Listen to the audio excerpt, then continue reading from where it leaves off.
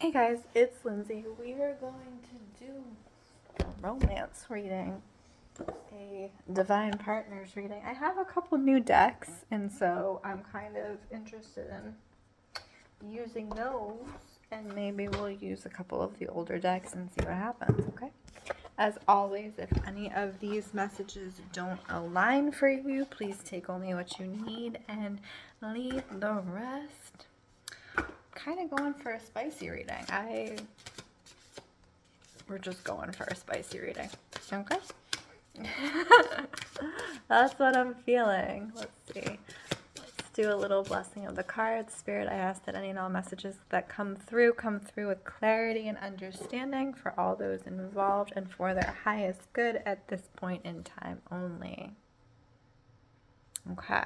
We're going to do a spicy romance reading. That's what I feel. I have a new deck. I have 4 new decks. This is the Women of Myth deck by Maria Sophia Maimonides. She's Greek. Okay. Let's see what's showing up for the romance for the collective right now. Romance, divine partners. I'm hearing the word distinguishing.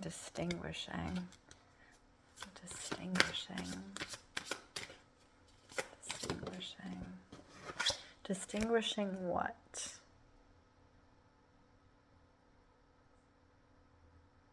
Okay, so we have this heroine. I don't know how to pronounce it. I think it might be Vietnamese. Tru T Trin. If I pronounce that wrong, please forgive me. And it says the rebel on the bottom, and then we have the Morrigan, the goddess, the hand of fate. Look at her. Doesn't she look amazing? So the way that these are coming through is like in romance, it feels like you are very much rebelling. Okay. And also like you're kind of giving an F you to fate. Like I feel like you're being directed towards one person and you're like, yeah, okay, it's not this person, and the universe keeps putting you with this one person and you're like, please, like it's not this person, stop putting me near this person, stop having them show up, having them call or whatever. And this is only true if it like at a deeper level, this is your person and you're kind of fighting it. That's what this reading is feeling like on a deep, like cellular level. This is your person and you're fighting it. You're like, actually, I'm going to go over here and do this thing by myself because I please, like as if they can live up to my expectations, as if they can be what I need, right?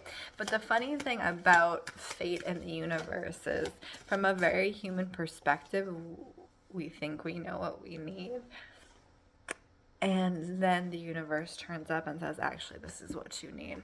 And it's going to be in a very different package, okay, than what you expected. But it would be right for you, okay? You have, I can never say this, Yorona. I know you don't pronounce the L's really. It says the torment monster. So what you're actually doing in a romantic sense, in a relationship sense, by prolonging your coming together with this person, you're tormenting yourself for no reason. Right? Okay. This specifically to me reads like a friends to lovers romantic situation. So it is people who, are in contact with each other, who know each other, but not on a romantic and or intimate level. And one of them is just like, actually, you know what? This is not what it is for me. Even though the universe is like giving you all green lights are a go, you're like, I'm going to take a left here. We're not even going to take this road. We're going to take a left. And the universe is just literally just going to do this. And it's just going to be like, bitch, you're taking a left. You're making a circle, right? This is a rotary. This is a roundabout. This is not a left. And that's literally what this energy is. It's like you think you're going somewhere and you're not going anywhere. And it's almost funny because I feel like the other person totally sees this and sees this behavior, and they're just sitting there at the stop sign watching you take the left and knowing that the road comes back around. And they are laughing their asses off, right? They think this is hilarious. They're like, okay, sure. So this to me, in the way that it's coming through, it very much so. I think it happens with men a lot, and the way that it shows up is, if you ever see a man who like knows the moment he meets his wife, right? And he's like, that's my wife. Point blank, that's my wife, that's my person. You know, this is for heterosexual relationships, right? And they just know that that's their person, okay? And that's what it feels like. So like one partner, whoever is like the divine masculine presenting, is like, that's my person. You know, I'm gonna wife you up, that's my person. And then you have the divine feminine taking a left and just like, whoop. And they're like, why did you, I'm still sitting here at the stop sign. Like, you didn't get anywhere and you can't go past me. Like, I am the block in the road. You can't pass go, you know, you're not going to collect your 200. Like, this is the stopping point. And the feminine is just like this. And she's like, left. Bye-bye. Fuck off. And the universe is like, both the universe and your masculine are like, are you insane? Are you insane? Because you're coming right back around. You can try your hardest to get away. Like, even if you took a spaceship up to space, it has to come back down to the ground, and it's coming back down to this person. So you're not avoiding this. You're just prolonging it, right? Which I think is actually kind of a hilarious thing. Because I think part of it, the way that this is showing up, the divine feminine is like, has been single for a while, and the way that it's showing up, and she's like, whoop, I'm going to still be single. I'm going to still be calling my shots, and no one's telling me shit, and I'm going over here. I'm single. I'm living my life. You're not catching me. I'm not out here to be caught. You're not out here to be caught, please. Please. Keep telling your lies.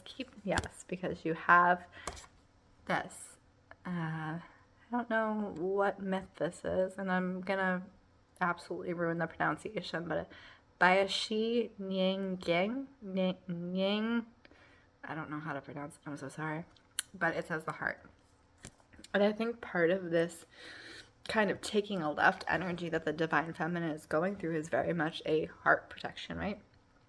So sometimes that it's easier to be single than it is to be in a relationship, because to be in a relationship with someone is to be seen, right? To be loved is to be seen, and there are a lot of things that are easily hid away when you are single, right? When you are single, you're the only one who knows all of your troubles, all of your difficulties, all of your quirks and your shortcomings. But to be in a relationship is to be seen.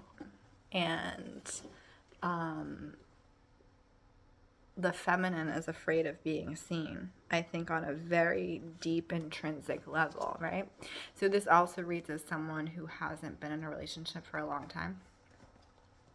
So they've gotten comfortable with handling things on their own, with being on their own, and to have someone open the door and like open the car door and be like, why don't you let me drive for a while?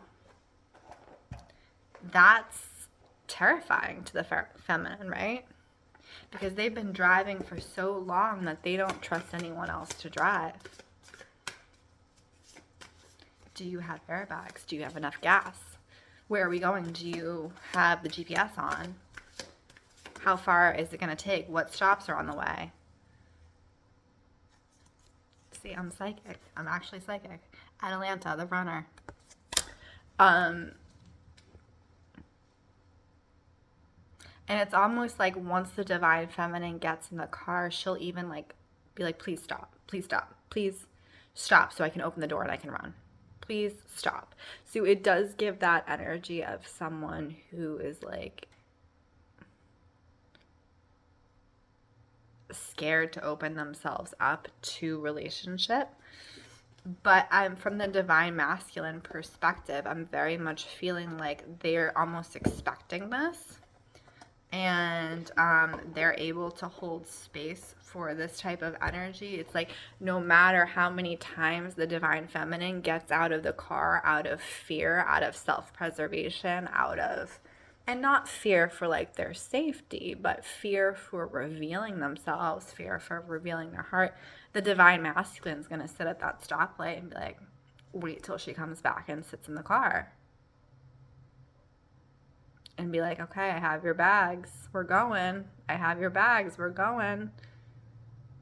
And she's like, stop. And she's like, I have to pee. I have to get out. I have to pee. Right? I have to take a walk. I have to get some air. I can't be in here right now. And it doesn't matter how many times they stop on that road. The divine masculine is going to be standing there with the door open and the universe, and she's going to be led right back to that door, right? So that's the energy that's coming through for this romance reading, for this divine partners reading is, you know when it's your person at a cellular level. It's like your cells speak to each other, right? And no matter how much divine feminine you try to talk yourself out of it, if you try to run away, if you try to drive away and take that left, you're always coming back to that stop sign where the divine masculine is waiting, right? Yeah. And I think part of that for the divine masculine, so you have Medusa, the outcast. The divine masculine is so good at holding space for that behavior because for much of their life, they have felt like an outcast and had to hold space for themselves as well. So when you learn to hold space for yourself, you learn how to hold space for others because you recognize when other people need it, right? And so that's why the divine masculine is capable of holding space for the divine feminine, because he recognizes as someone who was outcast, as someone who had to take care of himself, that this is what the divine feminine needs, even if she's denying it, right? Okay, and I do think the divine feminine will come around, but she's definitely out taking her left somewhere. So just sit at your stop sign, and give it a minute, because an offer is coming through. Mami Wata, the offer. Okay, that is our divine partners reading. My name is Lindsey Rose. This is Storyteller Tarot. If you would like your own personal reading, please check out the links in bio. Otherwise, I wish you guys well.